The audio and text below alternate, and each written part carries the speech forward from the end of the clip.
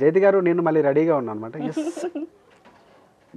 చెప్పండి. మీరు మొత్తం స్మైల్ తోనే మొత్తం డామినేట్ చేస్తున్నారు యాక్చువల్గా. అంటే ఈ బ్రేక్ చిన్ని బుజ్జి కమర్షియల్ బ్రేక్ తర్వాత మళ్ళీ మీ ముందుకు వచ్చేసింది మీ జయతి. ఇప్పుడు కూడా చెప్పేసండి మీరున్నారుగా, మీ లైవ్ అనుకోండి కాసేపు.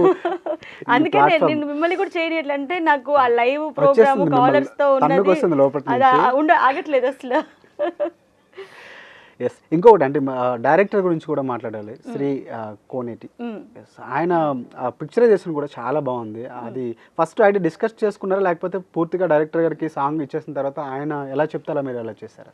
నేను ఒకసారి ఒకటి చెప్పేసిన తర్వాత నేను అందులో ఇన్వాల్వ్ అవ్వను రాజ్. నేను ఫస్ట్ ఆయన శ్రీ కోనేటి గారు ఇంతకుముందు వరుణ్ సందేశ్తో అబ్బాయి క్లాస్ అమ్మాయి మాస్ అనే మూవీ డైరెక్ట్ చేశారు. Okay okay.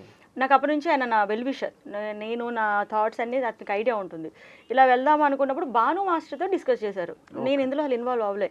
Bhanu master choreography దాంట్లో ఆయన అనుకున్నదే, ఇలా అబ్బాయి వచ్చి నాకు సైట్ కొట్టడం, నేను లొల్లి అని నా ఎక్స్ప్రెషన్స్ ఇవన్నీ కూడా వాళ్ళు డిజైన్ చేసుకున్నారు.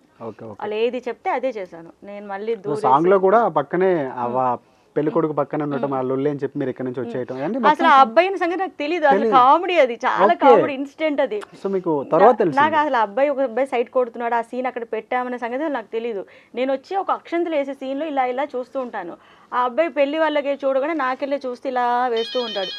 నేను వెళ్ళి మా డైరెక్టర్ వీళ్ళతో అన్నా, అబ్బాయి కెమెరా ఇవన్నీ చూడకుండా నన్ను చూసినంటే, మరి అదే మేడం కాన్సెప్ట్, అతను మిమ్మల్ని చూడాలి. కాన్సెప్ట్ తెలియకుండా మీరు ఇన్వాల్వ్ అయ్యేసారు, సర్ప్రైజ్ ఇచ్చారు.